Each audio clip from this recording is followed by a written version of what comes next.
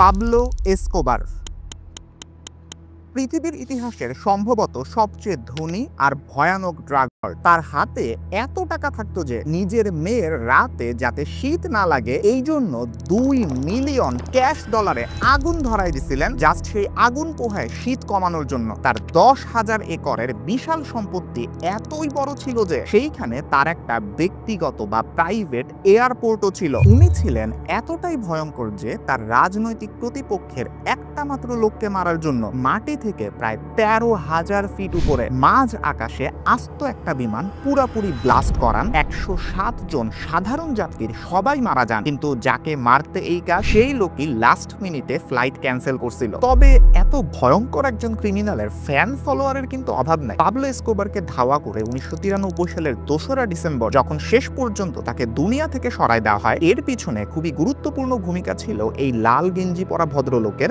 নাম Steve Murphy, একজন American DEA agent. দেখেন কেমন খুশি হয়ে পাবলো এসকোবারের লাশের পাশে ছবি তুলতেছে। ভদ্রলোক এখনো বাইচে আছেন। উনি বলেন উনি এখনো মানুষের হেইট ইমেইল পান, মানুষ উনাকে ঘৃণা করে পাবলো এসকোবারকে মারার জন্য। এমনকি এই বদদোয়াও করে যে তার বাচ্চা কাচ্চার যাতে ক্যান্সার হয়ে খুব কষ্ট পায় মৃত্যু হয়। এতই ক্যারিশমেটিক একজন ড্রাগ লিডার, যার রোমাঞ্চকর জীবনের উপরেই নেটফ্লিক্সের নার্কোস সিরিজের প্রথম 2টা সিজন। বুঝেন তাইলে কি অবস্থা। কে এই পাবলো এসকোবার? একদিকে তার ফ্যান ফলোয়ারের কোনো অভাব নাই, অন্যদিকে তাকে দেখা মাত্র দুনিয়া থেকে সরাই ফেলবে এইরকম মানুষেরও অভাব ছিল না। কিভাবে উনি এত টাকার মালিক হইলেন, এই সবগুলো ব্যাপার নিয়েই আমি আজকের এই ভিডিওতে আলোচনা করব। তো চলুন পাবলো এসকোবারের দুর্ধর্ষ জগতে ঢোকা যাক।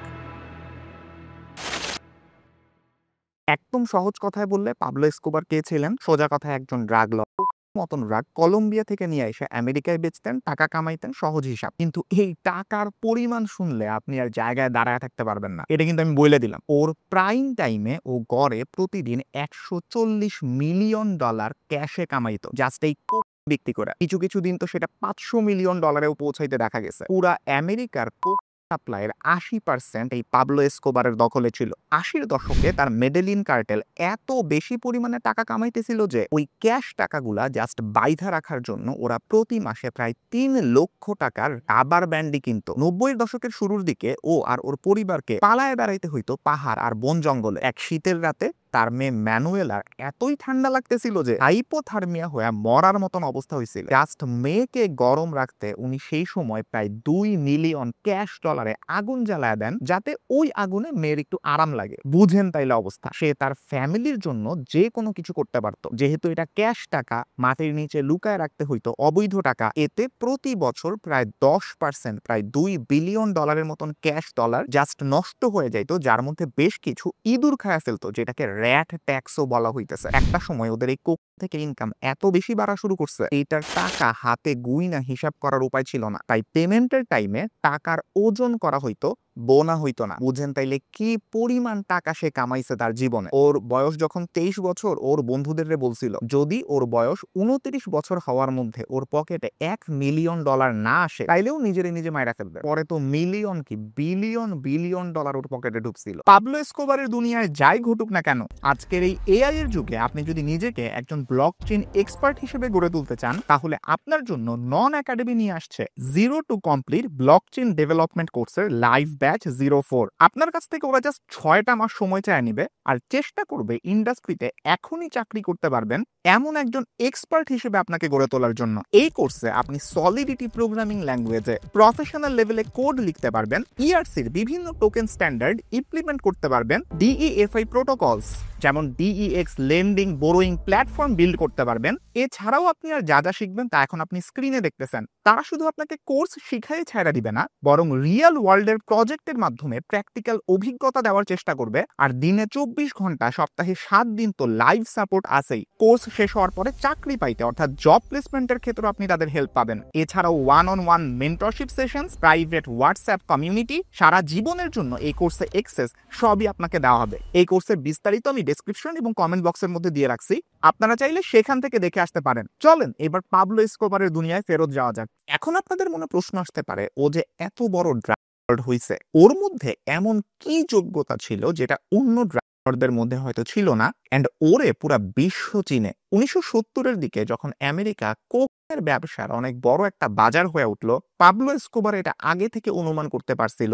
এন্ড কলম্বিয়াকে সে কোকেনের সাপ্লায়ার হিসেবে একদম উপরে নিয়ে গেছে। সে একটা সিস্টেম বানাইছিল যাকে বলে আপুন্টাডাস, যেটা বলে কলম্বিয়াতে তো এসকোবার ছাড়া আরো অনেক ব্যবসায়ী ছিল, ড্রাগ ট্রাফিকার ছিল যারা কোকেন রপ্তানি করতে চায়। ওদের এসকোবার বলছে তোমরা একটু আমার কাছে আসো, তোমরা কোকেন এক্সপোর্ট করবা, কত কেজি করবা, 500 কেজি, 1000 কেজি, তোমরা ওই কোকটা আমারে দাও, আমি এটা তোমাদের হয়ে ইউএসএ তে পাঠাবো। এখন রাস্তার মধ্যে এই কোক পুলিশের কাছে ধরা খাইতে পারে, যার কাছে পাঠানোর কথা সে নাও পাইতে পারে, টাকার একটা রিস্ক আছে।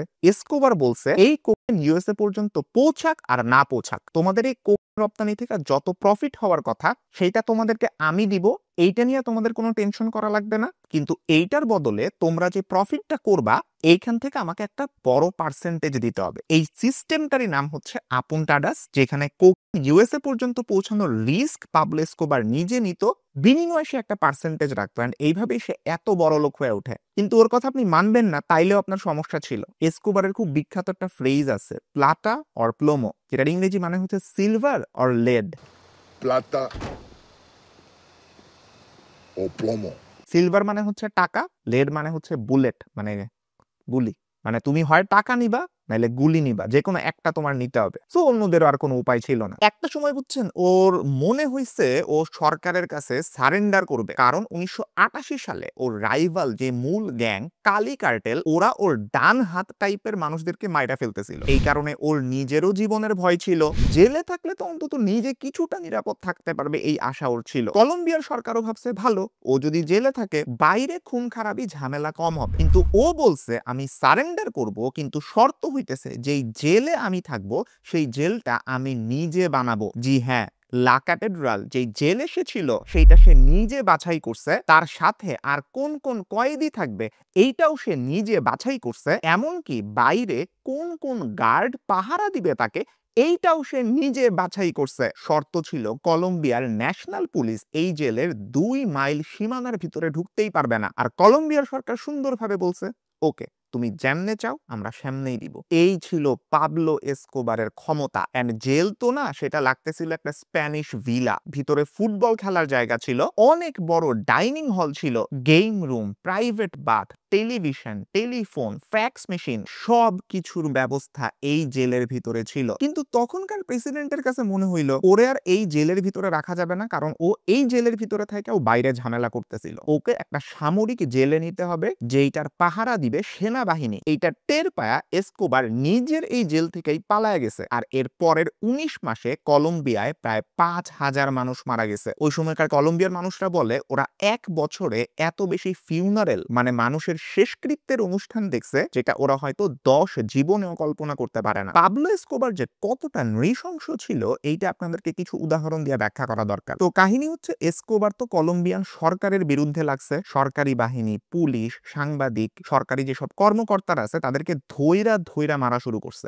এর জন্য ওর লোকরা বিভিন্ন জায়গায় করতো। এইরকমই একটা আক্রমণ হয় মেডেলিনের একটা পাবলিক বাসে। এসকোবার ধারণা করছিল এখানে সিকিউরিটি অফিসাররা থাকবে, সরকারি কর্মকর্তারা থাকবে, ওরা মারা যাবে। কিন্তু যেই পাবলিক বাসে বম্বিংটা হয়েছে ওইটা একদম সাধারণ মানুষের মাঝখানে ছিল, এমনকি অনেক শিশুও ওই বাসের কাছাকাছি ছিল যারা এই বোমার কারণে মারা গেছে। এসকোবারকে অনেকে বলছিল যে এইরকম আক্রমণের ভিতরে তো তোমার মাও পড়তে পারতো, উনিও তো মারা যাইতে পারতো। এসকোবার তখন বলছে এইটা একটা যুদ্ধ, এখানে কাউকে না কাউকে মরতে হবে, যদি ওর মাকে এখানে মরতে হয় তাহলে মরতে হবে, কিচ্ছু করার নেই। এরকম জল্লাদ টাইপের মানুষ ছিল, চিন্তা করেন। নভেম্বর 27, 1989 এসকোবারের তখনকার শত্রু একজন রাজনীতিবিদ সিজার গ্যাভিরিয়া, যিনি এসকোবার এবং ড্রাগ ট্রাফিকিং এর বিরুদ্ধে প্রচন্ড কথা বলছেন এবং একজন প্রেসিডেন্সিয়াল ক্যান্ডিডেটও ছিলেন, পরবর্তীতে প্রেসিডেন্টও হয়েছেন, উনাকে মারার জন্য এসকোবার টার্গেট করছিল অ্যাভিয়াঙ্কা ফ্লাইট 203 কে। খেয়াল করেন, একটা মানুষকে মারার জন্য এসকোবার একটা ব্রিফ কেসের ভিতরে C4 এক্সপ্লোসিভ রাইখা দিছিল, যেটা বিমানটা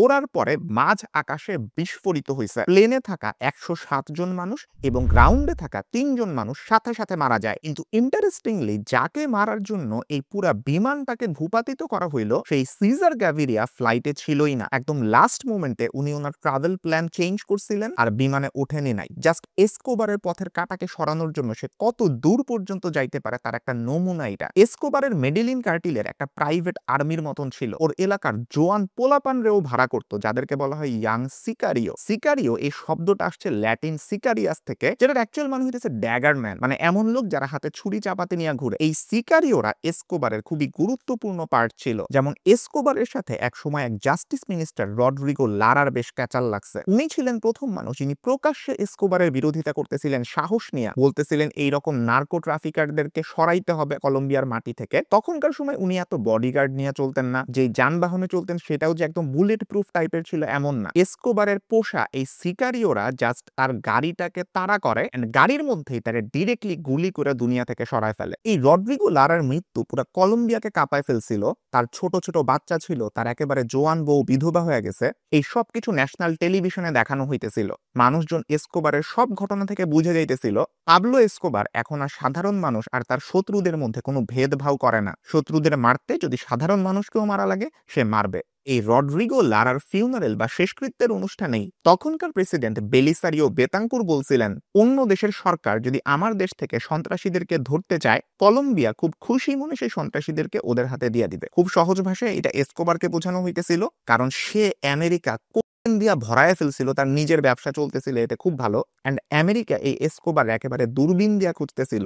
এসকোবারের বিরুদ্ধে যখন আদালতে কেস বিল্ড আপ হইতেছিল, তখন একটা গেরিলা গ্রুপ হঠাৎ জাস্টিস মিনিস্ট্রি বিল্ডিং এর ভিতরে আক্রমণ করে সরাসরি, যাতে এসকোবার ওইখানে ঢুকতে পারে। আর যেই সব হাজার হাজার রেকর্ড আর নথিপত্র আছে সেখানে, যেগুলা এসকোবারের বিরুদ্ধে কেসে এভিডেন্স বা প্রমাণ হিসেবে ব্যবহৃত হইতে পারে, সেইগুলাকে সে জ্বালায় দিয়া ধ্বংস করে দিবে। এই সব কিছু দিয়া এসকোবার হয়ে ওঠে পাবলিক এনিমি নাম্বার 1। রডরিগো লারার পরে যে আরেকজন রাজনীতিবিদ এসকোবারের বিরুদ্ধে দাঁড়াইছিলেন, তার নাম লুইস কার্লোস গ্যালান সার্মিয়েন্তো। উনি ইভেন একজন প্রেসিডেন্সিয়াল ক্যান্ডিডেট ছিলেন, মানে প্রেসিডেন্ট নির্বাচনে দাঁড়াইতেন। তাকে তো পুরো একদম ওপেন সবার সামনে র্যালির মধ্যে ভরা মজলিসে শুট করা হয়, যেটার ফুটেজও আপনারা চাইলে অনেক ইউটিউব ভিডিওতে পাবেন। এই গ্যালান যাওয়ার পরেই সিজার গ্যাভিরিয়া প্রেসিডেন্ট হয়। এসকোবার আর তার পরিবারের জীবন কিন্তু একটা সময় খুবই বিলাসী ছিল। তাদের খুব সুন্দর একটা বাসভবন ছিল, নাম হাসিয়েন্দানাপোলিস। এইটার ভিতরে পুরো আস্ত একটা চিড়িয়াখানা ছিল, যেখানে জলহস্তি, হাতি সব ঘুরে বেড়াইতো।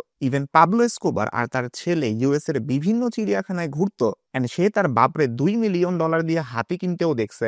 এইখানে তার ব্যক্তিগত বিমানবন্দর ছিল, এমনকি একটা ফর্মুলা 1 রেসিং ট্র্যাকও ছিল। ওর বিলাসবহুল গাড়ির একটা বড় কালেকশন ছিল। আর এই হাসিয়েন্দানাপোলিসের প্রবেশ পথেই একটা piper PA-18 super cup plane ছিল, যেটা একসময় সে স্মাগলিং এর কাজেও ইউজ করছে। বাট পুরো আস্ত একটা প্লেন, আপনি চিন্তা করেন আপনি ঢুকবেন যে এন্ট্রেন্স গেট দিয়ে, সেটার উপরে সে বসাই দিছে। এইটার অনেক ক্লাসিক ফুটেজও আপনি দেখতে পাবেন। ওর মাথায় প্রচন্ড বুদ্ধি ছিল, কিভাবে সিকিউরিটি ফোর্সের চোখ ফাঁকি দিয়া পৌঁছানো যায় ইউএসএ তে, এটাও চিন্তা করতো। প্রথম জিন্সের কাপড়ের ভিতরে ও কোক সোক করাইতো, চুইসা নিত, দেন এটা ইউএসএ তে পাঠাইতো। যাদের কাছে পাঠাইতো ওরা জিন্সটা ধুইয়া সরাসরি কোক এখান থেকে বাই করে নিত। এখন ইউএস এর DEA বা ড্রাগ এনফোর্সমেন্ট অ্যাডমিনিস্ট্রেশন, ওরা তো খুব চালাক। এটা বুঝতে ওদের অনেকদিন সময় লাগছে, বাট একটা সময় বুঝতে পারছে যে পাবলো এসকোবার এইভাবে কোক রপ্তানি করতেছে। এরপর থেকে জিন্স দেখলেই DEA এগুলা ফালাই দিত। এরপরে পাবলো এসকোবার যে বুদ্ধিটা করছে, ও ডাইরেক্ট জিন্সের মধ্যে কোক দিতেছিল না, কোক পাঠাইতেছিল জিন্স যে বক্সের ভিতরে থাকে ওই বক্সের মধ্যে করে। কারণ জিন্স দেখলেই DEA ওই বক্সগুলাকে ফেলাই দিত, কিন্তু আসলে ওই বক্সের ভিতরেই কোক থাকতো। বুঝেন মাথার বুদ্ধি কিরকম খেলা খেলছে সে। সবাই যাতে ওরে খালি গোলাগুলি আর ড্রাগ হিসেবে মনে না রাখে, নিজের ইমেজ বজায় রাখার জন্য সে কিন্তু ফুটবল টিম আর সুন্দরী প্রতিযোগিতার মধ্যে টাকা ঢালতো। যেমন মেডিলিনের ফুটবল টিম অ্যাটলেটিকো ন্যাশনাল, ওইখানে সে প্রচুর টাকা ব্যয় করছে প্লেয়ারদেরকে কিনতে, প্লাস বিদেশি প্লেয়ারদের আনতে। এইটাতে এসকোবারের দুইটা লাভ হইতো। একটা হচ্ছে ওর যে ড্রাগ থেকে আনা এত পরিমাণ টাকা, এইটা একটা নির্দিষ্ট ফানেলে খরচ হইতেছে। দ্বিতীয়ত মানুষও ওরে অনেক ভালো হিসেবে জানতেছে। মেডিলিনে ওর পাড়ার নামটা ছিল মোরাভিয়া, সেখানে সে একটা ফুটবল মাঠ পর্যন্ত বানাই দিছিল। ও বলে ও ফুটবল খেলা চালু করছিল যাতে ইয়াংস্টাররা ড্রাগ না নেয়। নিজের ছেলেরেও বুঝাইছিল, কোক দেখায় বলছিল এই কোক কখনো তুমি নিবা না, কারণ এটা পয়জন, এটা বিষ। অথচ এই কোক কারণে সে এত বিলিয়ন $বিলিয়ন কামাইছে। ও তো অনেক সুন্দরী প্রতিযোগিতায় টাকা ঢালতো। ইভেন যখন ও বিবাহিতও ছিল, তখন একজন বিখ্যাত টিভি অ্যাঙ্কর ভার্জিনিয়া ভ্যালেজো তার অনেক দিনের প্রেমিকা ছিলেন বিবাহ বহির্ভূত, এবং পরে তার বিরুদ্ধে একজন কি সাক্ষ্যদাতা হিসেবেও আসছিলেন। এত সব কিছু শুনে আপনার কি মনে হইতেছে এই লোকটা খুবই খারাপ, তাই না? তবে আপনি কি জানেন কলম্বিয়ার একটা অংশের মানুষ ওরে পারলে পূজা করে। ওর মুরাল, ছবি সব জায়গায়, পেইন্টিং সব জায়গায়, ওর নামে গেঞ্জি, মগ, সুভেনির এগুলো এখনো বিক্রি হয়। অনেকে বলে কলম্বিয়ার অর্থনীতি সে একা বদলাই দিছিল। পাবলো এসকোবার এত বড় সন্ত্রাসী হওয়ার পরেও তাকে মানুষ যে এত ভালোবাসে, এইটাকে বলে পাবলো এসকোবার সিনড্রোম। সে কি কি কাজ করছে বলি। ময়লার গাদা ছিল, ভাগার বলে না বাংলাদেশে, এইরকম একটা জায়গা, পুরা বস্তির একটা জায়গা, এইটারে সে পুরা চেঞ্জ করে দিছে। সে যখন রাজনীতিতে নামছিল তার স্লোগান ছিল মেডেলিন উইদাউট স্লামস, কোনো বস্তি থাকবে না এখানে। এই পাড়াকে এখনো ডাকা হয় পাবলো এসকোবার নেইবারহুড হিসেবে। ওকে ডাকা হইতো এল পাত্রোন নামে, মানে গরিবের রবিনহুড। বড় লোকদের কাছ থেকে টাকাই না, গরিবদের মধ্যে বিতরণ করে।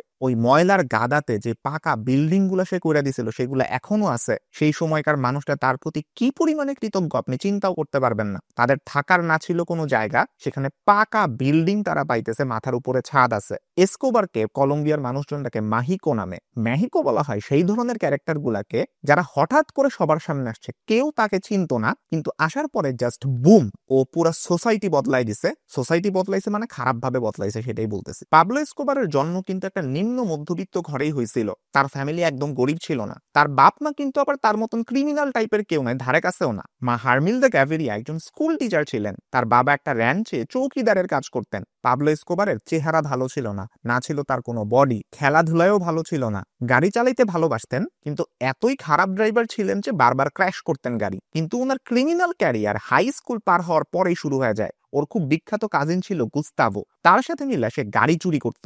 ইনফ্যাক্ট প্রথমবার এসকোবার যখন গ্রেফতার হয় সেটা কিন্তু এই গাড়ি চুরি বা কার থেফটের কারণেই ছিল, সেটা 1974 সালে। কিন্তু জেল থেকে বের হওয়ার পরেও বুঝাই দিছিল আসলে কি জিনিস। যারা ওর বিরুদ্ধে জবানবন্দি দিছিল তাদের কাউকে আর জীবিত অবস্থায় খুঁজে পাওয়া যায় নাই। ভয়ঙ্কর লোক ছিল, রাজনৈতিক ব্যক্তিদেরকে সে কিডন্যাপও করত। এরকম একজন পলিটিশিয়ান ছিলেন ডিয়েগো এশাবারিয়া, তাকে কিডন্যাপ করার পরে ও বলছে টাকা দেন। টাকা ওরা পাঠাইছিল, $50,000 পাঠাইছিল, কিন্তু টাকাটা পাওয়ার পরেও, সেটা নেওয়ার পরেও সে এই পলিটিশিয়ানের মাইরা ফেলছে। তবে পাবলো এসকোবারের পাপের ফসল তার পরিবারকে কিন্তু ভুগতে হইছে বা এখনো ভুগতে হইতেছে। তার ছেলের আসল নাম ছিল জুয়ান পাবলো এসকোবার, কিন্তু এখন যদি আপনি তার নাম সার্চ দেন সেটা দেখবেন সেবাস্টিয়ান মারাকুইন। এসকোবার নামটা সে নিজের নামের সাথে রাখতেও পারে নাই, কারণ তখন তার বাপের নাম যখন দেখতো এয়ারলাইন্সরা তার কাছে টিকিট বেচতো না, এবং এই কারণে তারা তার বাপ মরার পরেও জীবনের ঝুঁকি নিয়ে কলম্বিয়ার ভিতরে প্রায় 1 বছর পর্যন্ত থাকছে, বের হইতে পারে নাই। এসকোবার মারা যাওয়ার পরে ওর ছেলের বয়স ছিল তখন মাত্র 16 বছরের মতন, কিন্তু এই ছেলেরে মারার জন্য তার মাথার দাম ধরা হয়েছিল প্রায় $4 মিলিয়ন। কারণ সব অন্য ড্রাগ কার্টেলের মানুষজন ভাবতো এসকোবারের ছেলেও এসকোবারের মতন হবে, সো ওরে সরাই দিতে হবে। কিন্তু এই জুয়ান পাবলো এসকোবার কিন্তু একদম সাদা সিধা। তার প্রচুর ডকুমেন্টারি আপনারা নেটে পাবেন। সে ভায়োলেন্সের একেবারে বিপক্ষে। উনি আর্জেন্টিনায় থাকছেন অনেকদিন, আর্কিটেক্ট হিসেবে কাজ করেন, আরো ডিজাইন করেন। কলম্বিয়ায় ঢুকলে তার গাড়ি চালায় ঢোকা লাগে, এয়ারপোর্ট দিয়ে প্লেনে সে নামতে পারে না, কারণ রাইভাল গ্যাং এর মানুষজন টের পেয়ে যাবে যে সে আসছে, জুয়ান পাবলো এসকোবার আসছে। এটা তার জীবনের উপর একটা বড় ঝুঁকি। কিন্তু এত কিছুর পরেও তার ছেলে এখনো বলে তার বাবার জন্য সে পারলে নিজের জীবনও দিয়ে দিতে পারবে। I was willing to give my life for him, that's how deeply I love him. Even Escobar যখন মরছে, লাস্ট কথা হয়েছিল কিন্তু এসকোবারের তার ছেলের সাথেই। রাজধানী বোগোদার হোটেল টেকেন দামাতে ওদের রাখা হয়েছিল। ওদের সবার ফোন ট্যাপ করা, পুলিশ ওদের আশেপাশে আছে। এসকোবারও জানতো, তার ছেলেও জানতো, যখনই এসকোবার তাদের সাথে কথা বলার চেষ্টা করবে ওর ফোন ট্রেস করা হবে। এসকোবার কই আছে পুলিশ এটা জানা যাবেন, ওর উপরে আক্রমণ হবে। এইটা যাই না ও এসকোবার তার ছেলেকে ফোন দিছে, শুধু একবার না বারবার ফোন দিছে। তার ছেলে বারবার ফোন রাইখা দিতেছিল, কাইটা দিতেছিল, কারণ জানে যে একবার ধরলে তার বাপরে ওরা ধইরা ফেলতে পারবে। কিন্তু যখন বারবার তার বাপ ফোন দিতেছিল তখন সে ধরছে এবং অনেকক্ষণ ধরে কথা বলছে, যে কারণে আশেপাশের সিকিউরিটি ফোর্সের জন্য অনেক সহজ হয়েছে এসকোবার কোথায় আছে এটা লোকেট করার জন্য।